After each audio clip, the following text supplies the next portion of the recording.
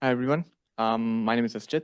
Um, so our paper is NeuroReality, which is basically you have two or more devices and you can share data between those two devices, any kind of data that you want for teleoperation or telepresence purposes. So if you look at teleoperation today, we have the human side where you have devices that can be for haptics, neurostimulation, for controlling the robots, or you have virtual reality headsets, right? Um, and then there's this other side where we have the robots, which can be robot manipulators, ground vehicles, underwater vehicles, or quadrupeds. And in the middle sits your communication architecture. Now, what would happen if I would take any single device and try to communicate with not just a single panda arm, but try to use it for a ground robot or an ROV? Can my single purposefully designed communication architecture support this more extended use case? What would be the limitations? What would be the challenges? And well, the challenges are that as we scale, we find multiple data modalities, which is if you have haptic sensors, you might be getting modalities like force, like shear, like weight. You might have different data definitions, like some data might be in the form of quaternions, other might be in the form of Euler angles. You might have different data types, integers, floats, um, and of course, different devices communicate at different data rates. So can my communication architecture handle all these challenges if I were to use a single device for any single other robot or vice versa? Well, before we go into that, let's look at what kind of communication architectures do we have. Currently, for teleoperation, we primarily use server-client architectures, which means you have a human side, which is the server, and a robot side, which is the client. Sometimes it's called the master-slave architecture. It's a de facto, like I mentioned, for teleoperation. It's very easy to set up, but it's very challenging to scale to large operations. The other one is publish-subscribe architectures, where you have some pub-sub method for with a centralized or decentralized mechanism. It is very common in autonomous systems. It is scalable for devices and teleoperation data requirements, but there is a lack of wide adoption for teleoperation purposes. So this is where NeuroReality comes in. What is NeuroReality? NeuroReality is this middleware that's designed for long distance teleoperation using data distribution service, which is a standard.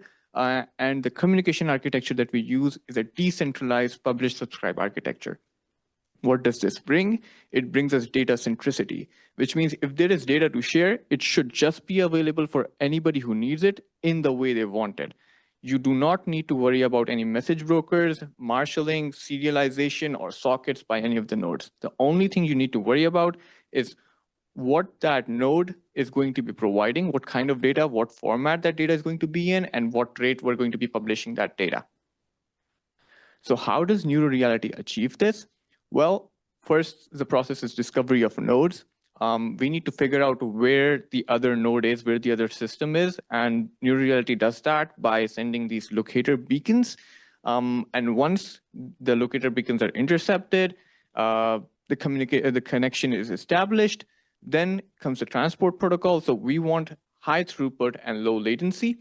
That's why we use UDP v6 serialization. So you have data, you have to convert it into bytes. It is handled by the DDS architecture that we use. And nodes can use any primitive data type, which is floats, integers, strings, and they can extend those data types to be, like arrays or anything else that might be necessary. So you can create your own data types if you want. There is dynamic data transfer, which means that once the data is serialized, it's broken down into packets, and depending on how much network bandwidth you have, the number of packets are transmitted dynamically. If some packet is missed, only that packet is resent with the next group of packets. So we ran a few experiments. We did some robustness tests. For that, we had an array of 5 numbers sent at 1 kilohertz for 100 seconds. And this was the local latency results at Case Western. And if you look, we have an average of 5.72 milliseconds of latency. And there's a delta of 1.87 milliseconds, which makes sense because UDP takes at least 1 millisecond to have a packet be placed on the network. The distribution shape is gamma, which is expected for a robust network. We replicated the same test for long distance operations where we had a system in Cleveland and another system in California. We observed that the latency, of course, increases because distance gets involved. And you also observe there's kind of two peaks to that distribution. The reason for that is because we're using the public internet, packets might be rerouted through a different path depending on how the routers are available. We did some scalability tests as well, that between the two identical systems, we sent an array of 5 numbers at 100 hertz for 1,000 seconds over 1, 3, 6, 9, 12, and 15 topics. And we compared this performance with the performance of a server-client architecture.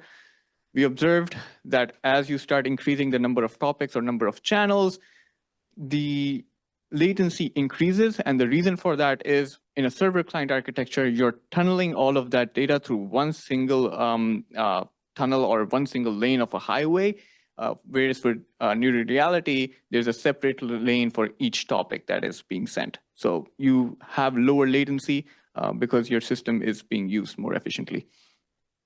So to conclude, we introduced a data-centric communication framework instead of a message-centric communication framework, and we demonstrated its robustness and scalability for teleoperation systems. Thank you very much.